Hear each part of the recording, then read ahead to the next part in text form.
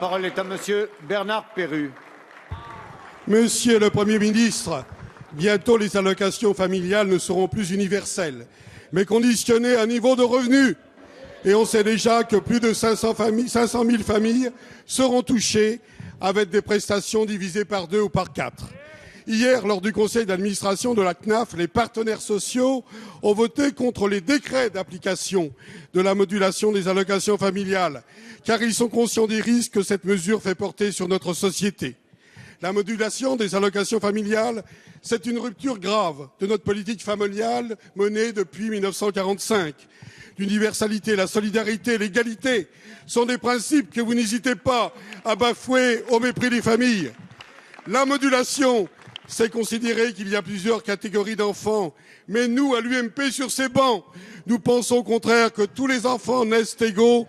Ce sont tous les enfants de la République.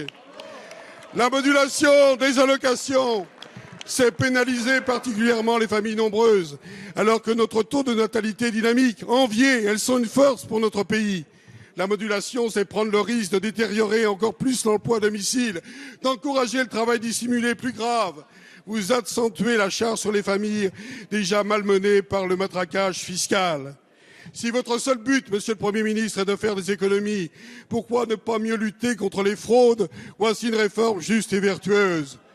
Monsieur le Premier ministre, vous qui êtes tant attaché au dialogue social, et face à l'opposition des partenaires sociaux, allez-vous revoir cette mesure dangereuse pour la cohésion de notre société? Et sous prétexte de justice sociale, puisque vous avez rappelé ce mot ce matin, irez-vous encore plus loin contre les familles, contre les enfants et par conséquent contre la France? La parole est à Madame Marisol Touraine, ministre des Affaires sociales et de la Santé. Merci Monsieur le Président, Mesdames et Messieurs les députés, Monsieur le député Bernard Perrut. Nous sommes attachés aux familles, nous croyons à la force des familles dans notre pays et nous croyons à la justice sociale dans la politique familiale. Quelles sont ces démonstrations, s'il vous plaît? Parce que, Monsieur le député, la politique familiale de la France qui reste universelle, puisque toutes les familles qui bénéficient d'allocations continueront demain de toucher des allocations familiales. Mais je vous le dis, Monsieur le député, la politique familiale, elle doit s'adapter, elle doit évoluer. Elle doit s'adapter parce que les familles attendent non seulement des allocations, mais elles attendent aussi des places en crèche, des places d'accueil pour leurs enfants. Cette politique doit s'adapter parce que nous devons faire en sorte que les familles modestes, les familles des classes moyennes reçoivent davantage qu'elles ne reçoivent aujourd'hui.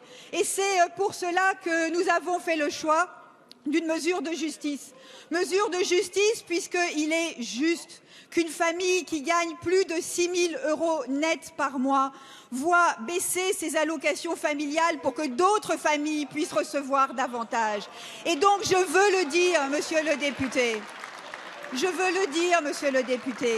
90% des familles ne verront pas bouger leurs allocations familiales. Ça veut dire que les classes moyennes ne sont pas concernées, les classes populaires encore moins. S'il vous plaît, 10% on se calme. des familles sont concernées au-delà de 6 000 € net par mois. Et dans le même temps, Monsieur le député, nous augmentons de 25% l'allocation de soutien familial pour les femmes seules avec enfants. Nous augmentons de 50% l'allocation de complément familial pour les familles nombreuses modestes. Et nous créons une garantie pour les impayés de pensions alimentaires.